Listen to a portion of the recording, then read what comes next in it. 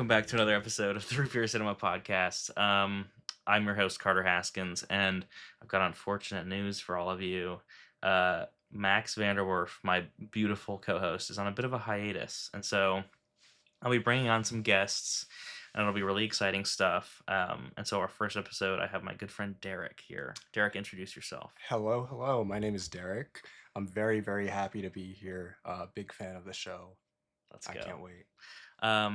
So yeah, today we're reviewing Nirvana, the band, the show, the movie from Yes. 2026, directed by Matt Johnson, and we will be reviewing Avery's root beer, which on it says "Always ask for Avery's," and then it says "Gold coin." It's a New Britain, Connecticut, Avery's Bottling Works production. So let's crack this bad boy open and get into the movie. All right. Uh-oh. Mine almost exploded. Derek's having a hard time getting his open, so I'm going to help him with this. Thank you. Oh, Jesus. There we go. There we go. All right. Get a little Listen bit to of that. fizz, yeah. All right, cheers. Cheers.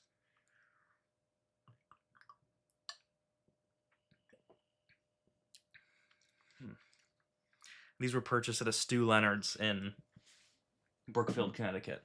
All right. So I saw this movie. Actually, I'm gonna get banned. I'm already banned for life from test screenings. Okay. So it doesn't. So I can talk about it Okay. now. But I saw this movie in the summer of 2025 at a test screening, along with some of my friends. Derek could not make it because he had work, but he was invited.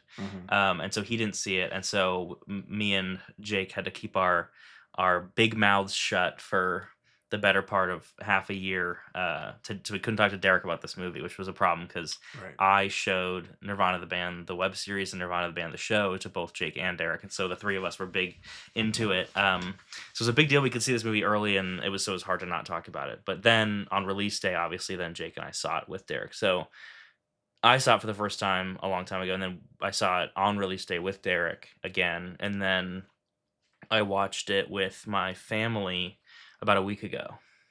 And I believe Derek's seen it twice as well. Yes. It was a very long, 6-ish months Of anticipation. of anticipation.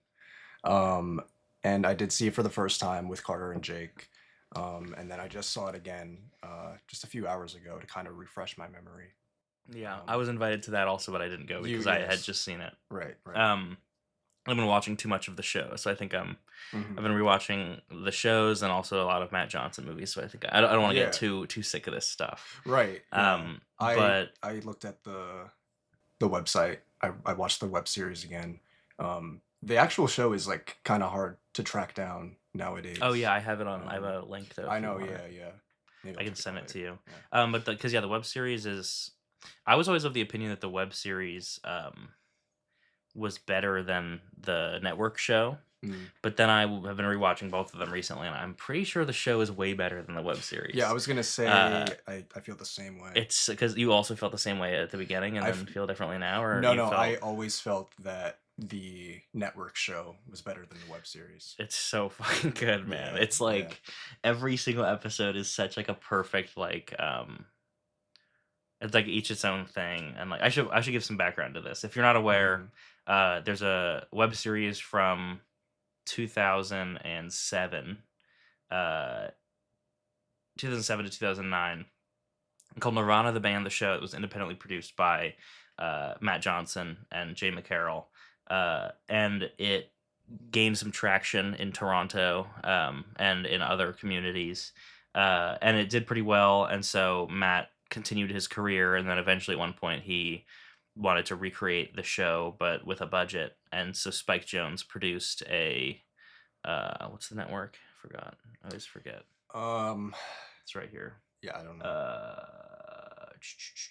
It is on. Oh, Jesus, why doesn't it say Viceland? Right. And it ran from 2017 to 2018. A third season was shot and partially edited, but not released, because Viceland TV shut down in 2020 due to COVID.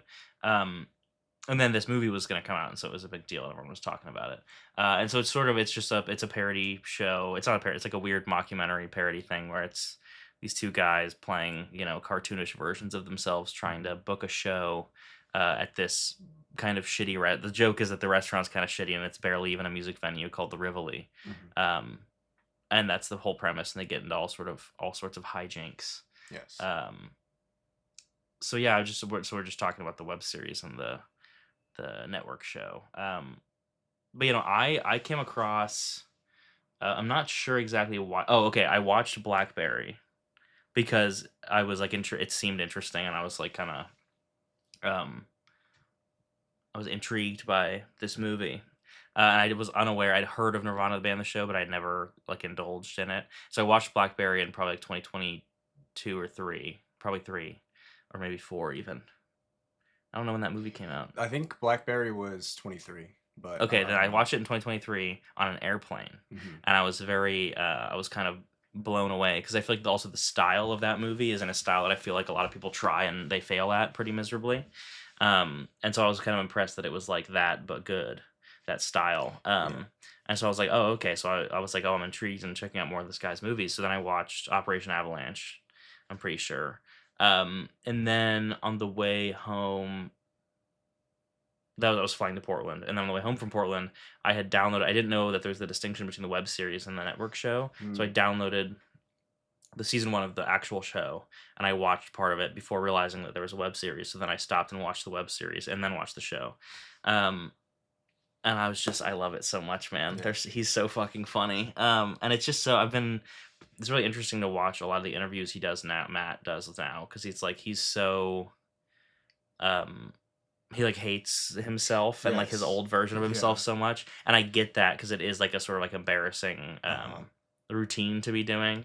But it's funny that he's still so like engaged with it, and he just made this movie, and like he's doing all these appearances like not in character but sort of in character, and like he's still into doing this.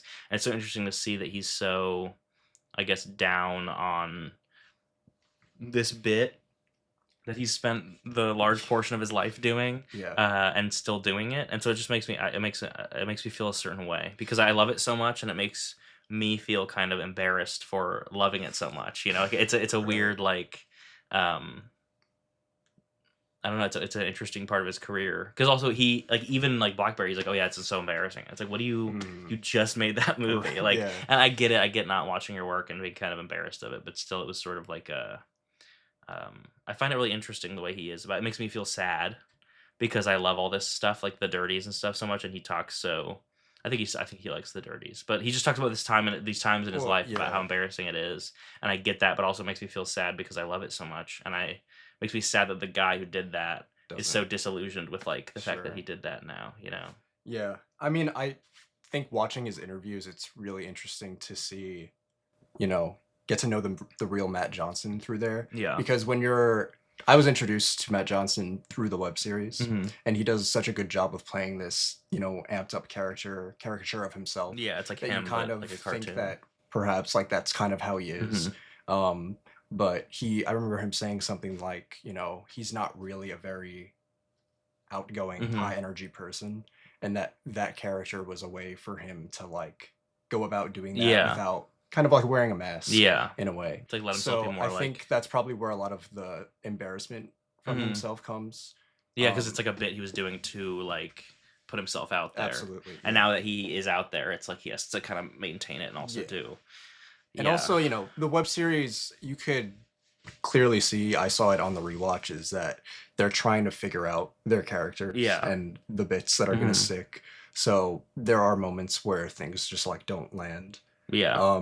So I could imagine, with that not aging well, being embarrassed and kind of even embarrassed about it.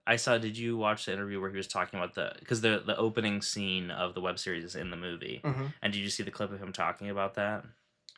I don't think so. He was saying that he like pushed really hard to get that removed because it's like he can't watch it and he hates it so much, and it's like, but I feel like that's even that is like such like an innocuous like it's just like this is like the introduction to the bit you're doing because also this is crazy to me, but that's the first footage they shot for the show at all.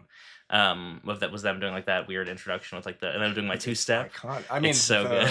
The intro is iconic. I don't know. It's Mm, so good. yeah, I think that also I've seen a lot of people are going crazy about this movie, which I'm really happy Yeah. about because I feel like there's a Reddit AMA, um, where someone was like, "How has it been trying to market a movie that's a sequel to a show that isn't playing anywhere and that not many people outside of Canada have seen?" They just replied, "It's been horrible." Right. And yeah, I can't imagine, but I'm really glad. I know it hasn't done too well financially because you obviously can't Uh-huh. expect something like this to do that well, but given I think the expectations for how it would do were much lower than it currently. Like it's a lot of people are seeing it. A lot of people that I'm very surprised that they saw it or seeing it. Like there are people who like Absolutely. in my life who have never heard Nirvana the band and went and saw it just based on word of mouth, which I think is really cool. Hmm. Because also I've convinced a lot of people to see it. Like, I made my parents go see it. Yeah. And I know a lot of people who are. It just sucks. I think it's so weird to because the web series and the show were all on the Internet Archive for so long, and then the second the movie releases and people have a renewed interest in it, they start taking it down. I don't know if you've heard, like, yeah, they just Yes. started Yeah. doing these takedowns, Yeah. and I get that Neon owns it now, and Hmm. they're gonna release it in some way, but like to make it literally unwatchable right at the height of people being interested in it, Right. which I guess you could like as a business decision, I understand like people want it the most, you got to pull it so that they'll pay you for it eventually, Right. but Supply also and demand. like what Supply and demand. I know, Right. but it's Yeah. like but like real like right now like I don't know. I know it's It's a really weird timing. inconvenient, I would say. Yeah, because like when it came out, Um, it was still available, but like it was like a yeah, week after release, it just started getting taken down. yeah. Well, But there is another interview of Matt Johnson, basically addressing people who hadn't seen anything mhm, prior to the movie, and what he said was, I don't know if this was just to kind of make stuff up to promote the film, mhm. but he said that he would rather people go into the movie blind, Oh, really? and experience it, and he thinks that that's probably the best reaction to get out of like Yeah, somebody. it is really. I'm intrigued that it's so accessible because also Mm, like it's surprising to me because I'm so familiar with them, and like watching it, I'm like, oh yeah, these are the guys and they're doing their thing, and it makes me happy to see that. But also it is like when I saw it first, I saw it with a few people. One of my friends had never heard of or seen either of the shows, and she loved it and thought it was really funny. yeah. And then I tried to show her the shows recently, and she was like, "Yeah, this is not as good as the movie." And I was like, "Damn." Hmm. And it's like, yeah, I've never really thought about that, but it is cool that it's like it's such a because also even in the show, I realized that rewatching it, like the concept is never introduced in either of the shows. It just starts with them being Oh like, yeah. "We're Nirvana the band, we're gonna play the Rivoli," and that's like like they don't even explain that. They just like do it. And I think it's really Yeah. cool that it's so accessible and that they're getting. I really hope. I know that season 3 is probably gonna get released, and I've seen in a few of the Q&As that Matt's done. He like you see the one where he like started crying, talking about like getting excited about seeing what these guys are gonna get up to next or whatever. Mhm. I hope that they keep doing this, but also obviously I want to see Matt's career continue because I love him. I'm Yeah. intrigued by Jay's career path as well. He scored that Finn Wolfhard movie, Right. and then he scored The Kid Detective, and then it's just kind of been Matt's movies. Other than that, I'm curious what he's gonna do. But I'm upset that all of Matt's future projects I don't care about. I don't want to You see an should Anthony Bourdain you biopic. should go into depth about that. I don't want to see. Oh no, I should not. I don't want to see. I don't care about Magic the Gathering. Don't care to see Uh, a movie about it. Unless he makes Kill Hitler, which it sounds like he's not actually gonna do. yeah, that was something that I was trying to look into and get information on, Hmm. but it seems like everything is. Yeah, he does Uh, this thing where he talks about having a ton of movies in production that he doesn't have just for fun, yeah, yeah, just to sort of stir the pot, I guess. yeah. But it is. Oh yeah, what I was gonna say is that I like all the buzz around the movie because people will talk about like how smart Matt is. Like hearing him talk is like incredible. Like he's so Mhm. tapped in, Hmm. and it's crazy that he kind of just like did all of this based on the web series Nirvana the band. Like his whole like all of he made Blackberry just because Yeah. of like all this stuff, and it's the Hmm. same style. And he's still working with like the editor, like Jared Rab, the Hmm. cinematographer, and the editor. I forgot what his name is. I think it's a duo, probably. Yeah. But yeah, we haven't talked about the movie at all, Yeah, let's which get is the into problem. it. You start. You just saw it. Wow. Okay. Yeah. I mean, I've heard a lot of people say this is the best comedy of this decade so far. And that is absolutely not an exaggeration. Like my first time seeing this was in a very large theater. Hmm. So, all of the laughs were much larger than my second time around. Yeah. I want to say there's like maybe 5 to 8 people total Damn, a really? few hours ago when I just saw it Damn. up at Lincoln Square. Yeah. So it was a little strange. Hmm. Like I don't want to laugh too loud. Yeah, But it kind of forces you to at some of the yeah, it's points. so fucking funny, man. I think it's an incredibly genius film. First of all, of course, it's so funny. But also they're doing something that they've really been doing since Viceland picked up the show, which is increasing the scale of these, I guess, pranks you would call them, which social experiments. The social experiments gone wrong in public kind of thing. Gone right. Well, yeah, I guess for the film it's gone right. The first thing my mind goes to is all of the moments, but I don't know, maybe we could wait a little bit on that. Oh, well, the funny parts. General thoughts first. It's just like also I generally, this is kind of weird because I was gonna say I don't like time travel movies, but I just kind of am like sick of, it's like, there's too many of them, and it's like a trope that's used too often. I don't like how it's used all the time. And so going into the movie not knowing, because this was before it had any marketing, like, because I saw it early, I didn't know anything about it. And when it started to go to that route, I was like, oh, like, this is gonna be so annoying. And then immediately you get hit with that hangover joke, which is like the funniest joke of all time. And it just killed me. And I was like, oh, okay, so we're doing something fun here. And then it just it just keeps going, and it doesn't get boring, and it's like not a ploy. I do think it was kind of interesting because it does kind of, in a way, it kind of kills the social like, it's funny because they do it in a way where it still works, like the social experiment stuff, where it's like even when they're in 2008, it's 2008, right? Yes, 2008. Even when they're in 2008, like, there's still like social stuff where like they talk to random people, and like, I don't know, some of it is so interesting because I don't know if they like, I don't know who they told it was 2008 to like act, or who's random, because some of them say stuff that's like purposefully, like, that one guy says like, oh, it's 2008. Yeah.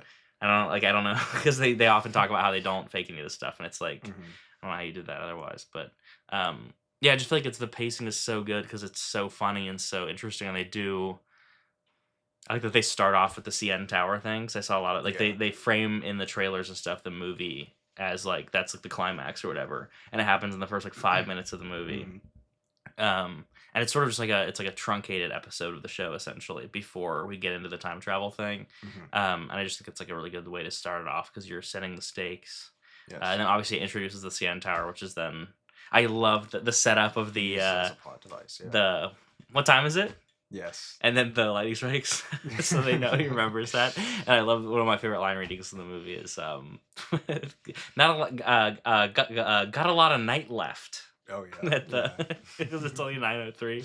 Matt saying that is so funny. But yeah, I don't know. I just, the whole it's really hard to, if I were like a film critic, I think I would have a hard time reviewing this movie because it's such like it's just fun and like so good and so funny that I don't really have much of a critical stance on, like, it's so fucking good. Yeah. I mean, you could like pick apart the time travel logic. There's a few time travel things that I have a problem with. There's the woman on the tour bus in 2008 had an Apple Watch on. I saw that. So bad movie essentially. That doesn't matter. But none of that matters because it clearly doesn't matter to Matt Johnson. Yeah. Or anybody involved. And I think one of the things that's really strong about it is, not to sound very cliche, but the heart of this film is so great. Yeah, like, that's the whole thing with the show too, is like their relationship is so good. Yeah. So like, and I think it's at an all-time high here. Like, I think the network series kind of elevated their dynamic. Yeah. You have a lot of points where it seems like Jay is ready to, move on from Matt in that series, and then you kind of have that at the biggest stage here. They kind of go back and forth a little bit, and their friendship as characters, as these two ridiculous characters, is so strangely heartwarming. Yeah, no, they're such lovers. It's so beautiful, and it's like, I cry at the end when he erases the thing. It's ending, like, damn, yeah. It's so crazy because they're so like, it is like so absurd to be watching this and being like emotional about these two guys because it's like so stupid and they're just doing like pranks. And like Matt is like so annoying and Jay is just kind of like along for the ride. Yeah. But it's like, I don't know, man. Jay is evil in this movie. In the He's movie, oh so yeah, evil. All of his motivations to do everything are yeah. Then at the very end, he decides to be. He decides to make it heartwarming. Yeah, I like that. I like that Matt's dead in in one of the timelines yes. now. He got electrocuted and he got his bones being seen. But yeah, no, it's so it has a lot of heart. And so does the show. And I like, yeah, it is sort of like a recurring trope that Jay is always about to leave the band. Yes. And then Matt kind of swindles him into staying.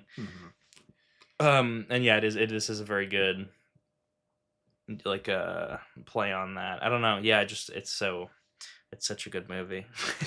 I love it so much. And yeah, I've just been obsessed with, like, all the music from the original show in this one, or like the Army, the Ben Folds 5 song, and then the Waters of March, like all these needle drops are just so good.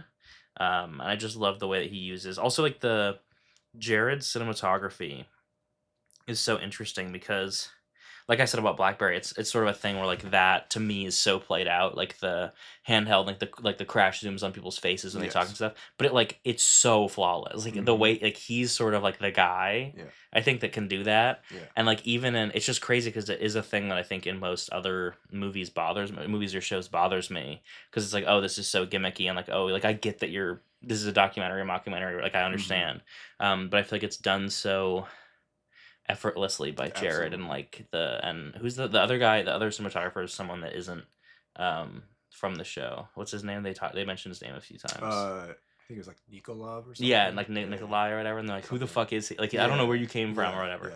But yeah, no, it's so good the way that they shoot these things, and it works so well. And I obviously love the 133 footage shot on the mini DV and stuff. Yeah, no, some of the stuff like the time travel stuff where they interact with each other is so funny, but also it's so impressive. Like some of it, it's like I don't know how they did it, and I love that. It's sort of like, to me, it's like Twin Peaks in a way, where there's like certain things like the Laura saying 25 years, like where it's like, how did you have the foresight to do that, or like how did you think, or like something that's mentioned in the original show that then is like brought up in a way that like seems so pre-written that it like doesn't make sense, or how you could do that. And then, so for example, like in the clip in the part where they're hiding from the Souls, putting up the posters in 2008, the part where they're walking down the street, and is it Jay just goes like, hey, that guy looks just like you or whatever. And obviously when it pans over, then it's a cut to like them now. But like the fact that there is that clip, like is like because he says, hey, that guy looks like me or whatever, is that the reason they chose that scene to like I just can't, it's thinking about crazy. The way I know they're thinking about like the logistics of this, and like if they like, oh, we're gonna do this scene where we hide from ourselves putting up this poster, and then they rewatch it and he just happens to say that guy looks like you or whatever, or if that was like it looks like real footage. Well, from what I understand, they sifted through like countless hours of old footage because most of the old stuff, the 2008 stuff, is not from the actual show. It's like outtakes. And I think from what they found, they took pieces and assembled what would become the plot of this movie in 2008 from that. So it was kind of like them putting it together as they were sifting through all this stuff. So a moment like that is crazy. Like I would love to know where that came from. Or if it was from that same day, or if it was but there are so many other moments like that in this. I think the scene where they're in their apartment is insane. I know. Also, the recreation of the apartment is so good. Yeah, it looks spot on. Their interactions with their past selves is just insane. I really love we could go into the flashbacks a little later, but like in that favorite part of the flashback. At the apartment, where he smacks his chest. What does he say? So you could go survive without me, huh? He smacks his microphone. He's like, "Oh, you want to be famous without me? You could be famous now." And then he repeats it. And he's famous without me, right? Famous now, yeah. He smacks, and then when he's right on the whiteboard, he's like, "Oh, I'm gonna wake him up." And he like jumps on the couch. There's some all-time bits in this movie. Really, it's so fucking funny, and it is like we're doing a disservice to it by like talking about it. But, like, I know. So you should get, if you have not seen this movie, you have to see this movie. It's really it's really something to behold. and yeah, I don't know if I feel like it's not much to talk. Like sort of when I talk about this movie, it's just sort of like, oh yeah, it's so fucking funny, Hmm. and that's like it. Like I don't really have anything to say. Obviously, it makes me cry. It's so Hmm. good. It's such a good like. It's like the perfect scenario for this. Like for this show to be Yes. a movie, like I can't imagine it being any other way. And I just like Hmm. obviously also all of the real life stuff is just so impressive. Like I was watching an interview and like one of the things that like there's a few things where it's like, oh, obviously that's not real. Like them like jumping off the CN Tower and stuff. Hmm. And they might have done that like obviously under like a special, like they probably got did like a whole thing, but then they cut it so it looked like they did it like in that random time or whatever. But like the part where they go up to the top with the parachutes and the pliers, like that's real. Hmm. They actually like, and it was funny because they were saying I'm pretty sure he said that they like wrote. They're coming up with what they were gonna do. They like figured out what they were gonna do when they got denied entry because of that, and they had to like refigure it out because they got let in. Because like they were not expect like they were like they thought there was no way that they would get in because they have like their giant bulging back like their shirts like are huge and he has pliers with him and he Uh-huh. just like, oh yeah, it's for cutting my pants, and they just like let him in. It's just stuff like that is so crazy because it's like you really can just kind of get away with Yeah. anything. Also, yeah, I rewatched The Dirties last night, and just Uh-huh. that you could like he just went in without a school ID and was like, hey, can I get Yeah. the blueprints for the school I'm doing a project, and she just like gives him a printed out like full thing of like all of the blueprints of the school, and it's like, yeah, it's crazy what you can. I guess there's obviously the premise of the show essentially it's like what you can Yeah. get away with in Yeah. public, and I guess just in Canada because they are nice Yes. or whatever. They do a lot of that in the network series Yeah, too. Yes. it's just so funny, and I love one of my favorite parts about it. But yeah, the flashbacks are my favorite part of the show, I think, is the flashbacks where it Hmm. when the flashback reveals more information that was not given in the in the first run of that scene or what have you. Yeah. Like in this one where it's also funny because also in that scene where they're in the apartment and he's like he goes to erase the whiteboard.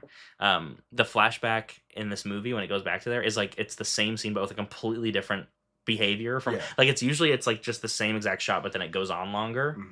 but in that one it's like Matt is like so pissed instead of nice about it, Right. and it's really funny because it's like just fully not what happened. Well, yeah, yeah. A lot of the flashbacks that they do in this film, as well as a little bit in the series, is when it's from Matt's perspective. Yeah. A lot of these flashbacks are just like Jay making fun of Matt in like a very ruthless way. Hmm. Like at the meet and greet, for example, or like I don't You're know if you know. overweight. Yeah, yeah, that's so funny. Or Yeah. like in the series with the, what if you want to sneak around for a friend flashback? What if you sneak around for Just- a friend? and Yeah. yeah, Sneaking never gets you sneaking. anywhere. Yeah, it never does. Um, but we found out that sneaking does get you somewhere in the Nirvana the band tries to get an animation made. Right. Hard Yeah. proof of sneaking around getting you places. I saw that the other day. Yeah. It was fine. There's some really good bits in it. I love the Dax Flame Yeah. part where he's Yeah. oh, that makes me a little bit uncomfortable. Uh-huh. And then the part, why would you feel the need to get our attention to sell us that? When he just like Mhm. tells him to come inside. You're Jeffrey Epstein. We have to know. Did you watch the the Nard end? War Yeah. was good. No, but I was gonna say something with the flashbacks. Um. Oh yeah, the Orbits one where he's like more like a piece of shit in every bottle. That drink sucks. Mhm.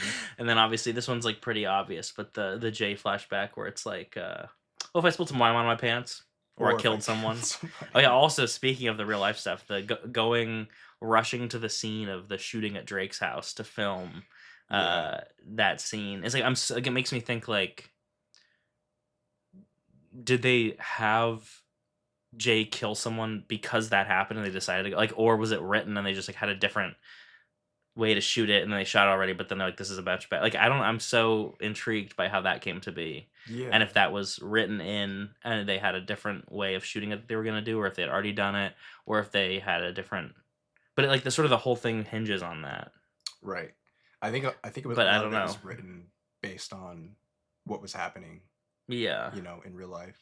So I wouldn't be Maybe. surprised if the whole Jay shooting a guy bit came from the Drake shooting. Yeah, but the thing is that that they would shooting, have. but they were there like that day. Right. They would have had to have like had a plan. Yeah, I have no Unless what idea. they were already like doing the Jay is a famous musician plot, and like they had him living in that area, Yeah. and then you have this like I also love that it's just fully Drake's strange, house yeah, with the yeah, JM on exactly, it. yeah. They were maybe planning to do that, and then you have this strange shooting that takes place. Yeah, I mean that's makes sense. And then you run no there. disrespect to the persons involved, but that's great material. It for is, your yeah. film. And the I'm finding like posts on Reddit from like a year ago of like just being like, oh, I guess this is on Drake, like actual news footage that Matt is directing in the background of. It's just so funny, and so awesome. I'm gonna finish this root beer really fast. Derek's got quite a bit. He's got a lot of night left, as you say. I'm gonna finish mine, and so Derek can solo until he's done with his root beer. Well, should we talk about the root beer? It's after you finish the root beer. Okay, gotcha. Well, I don't know if there's really much else for me to say about this. I'm in the same place as you. I could probably go on just talking about things I loved in this movie, but I really do think it would be a disservice for those who haven't seen it. I know it's hard to get your hands on nowadays because it's been out for almost a month now. So it's kind of hard to track down, but I really do encourage everybody, if you haven't seen it, to go see it. Even if you know absolutely nothing about Nirvana, the band, the show, it'll surprise you in the best possible way. It's just an incredible film. And with that being said, since I have nothing left to say, I'm just going to finish this root beer right now. So please enjoy this.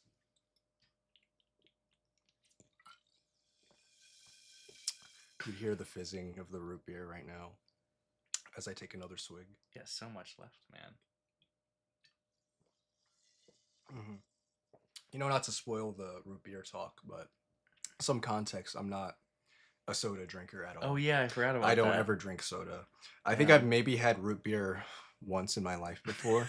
What brand was it? I couldn't tell you. Damn, I that's insane. insane. So this is kind of a this first will be a fun me. review. This is, I have some things to say about this. I'm excited. You gotta chug that. I'm sure this is gonna give you some sort of sugar high. Yeah, I'm not used to drinking this amount of sugar, besides like a juice maybe. But yeah, we'll talk a little bit about this in a minute. You're so close. You got one sip left. We're so close, everybody.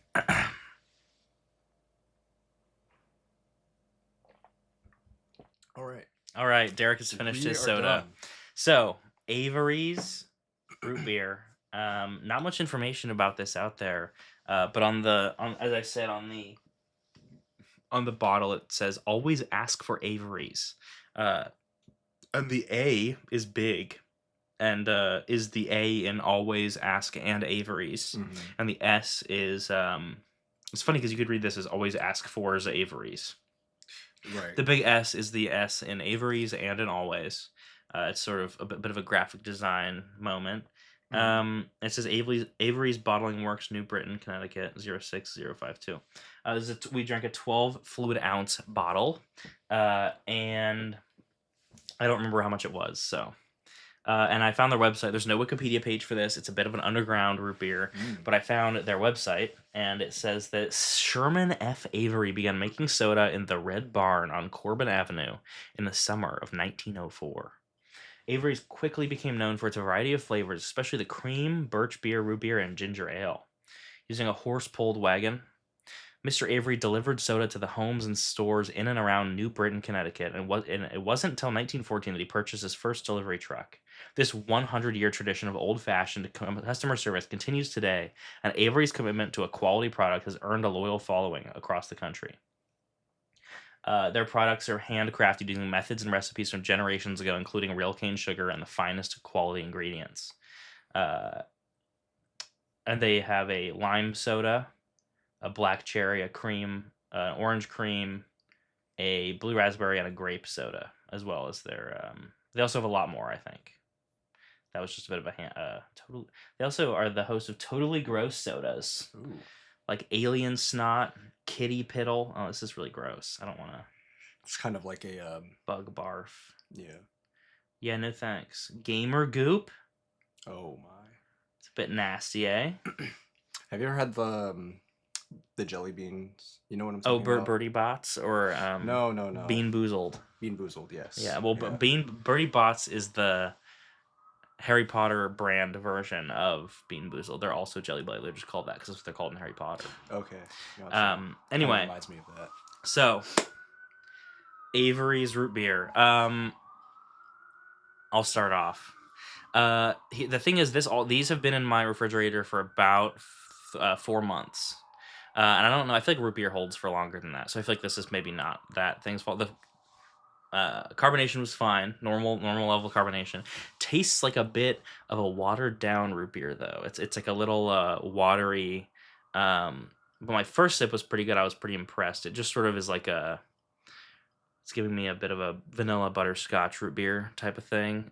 Pretty average root beer. I would not choose this. I would not drink this again on purpose because I feel like any store that would have it would have an A&W or a mug that I could drink instead. But yeah, it was fine. Nothing to write home about. Nothing inappropriate. I would give this to a child. I would give it to someone I don't like too much. Maybe I would maybe buy one, and if I went to the store and someone asked me for a soda and it was someone I don't like so much, I would be like, yeah, I'll get you a root beer, and I'd buy them Avery. I'd reach past the A&W and grab them an Avery's so that they have a little bit less of a good evening.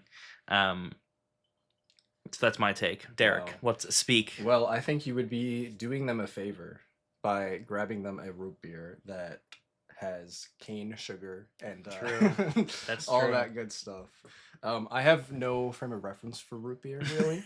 Bad guest to have on the podcast. But I gotta say, I thought I was gonna hate this, but I actually kind of liked it. It kind of has a sweet, like you said, vanilla kind of flavor to it. I can't speak on it being watered down or not. Yeah, that's true. Maybe that's due to the ingredients being, natural or whatever. I couldn't tell you. But I think the flavor was not so strong that I was able to enjoy it. That's true. Even when you had to chug it. Yeah. Yeah. I mean, I was maybe being a bit too hard. Yeah, I think bad. it's serviceable. It didn't blow me away, I would say. Carbonation wise, it wasn't too much. I don't like too much carbonation. I think this is a good Derek soda. Yeah. Maybe. Perhaps, yeah. So if I was giving soda to someone I didn't like very much, or Derek, or to me, yeah, I could reach past the NW and buy Derek Derek would always ask for Avery's. You could say. I think I would, yeah. So that's that. If you want to get into ratings, I'm gonna give Nirvana the band, the show, the movie. It's got to be 4 root beers out of 4, of course. And I'm gonna give always ask for Avery's Gold Coin root beer. Avery's Bottling Works. A 2 movies out of 4. Okay. It's right down the middle. It's nothing to write home about, but it's not great. Yeah, I would, like you said, give Nirvana the band, the show, the movie, 4 out of 4 root beers. You could say I don't like to parrot your opinions, but in this case, you're right. Right. Yeah. As Greg Turkington would say.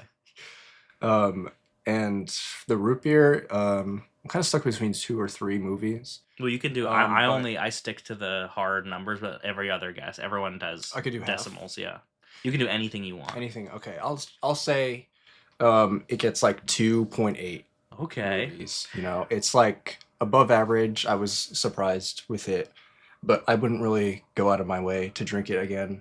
That's fair. But it was pretty enjoyable. But if you were presented with a swath of modern root beers, you'd probably go for this over your A&Ws, your Barks, and your mugs, correct? Yeah, gun to my head, if I had to drink another soda beer or another soda, I would feel more comfortable with this. With this homegrown. Yeah, I'm falling for the marketing here. True. It's doing wonders on me. You got. Yeah. All right, so that's that. Tune in next time, guys, when I review Gamer Goop with a gamer. No, I'm just kidding. Yeah, thanks for coming on, Derek. Of course, thanks for I hope you had a good time, yes. And I hope you look forward to listening to this on every streaming platform ever. Yes. And I'll see you next time when I review a movie and a root beer. Whoa, who would have thought? Bye, guys.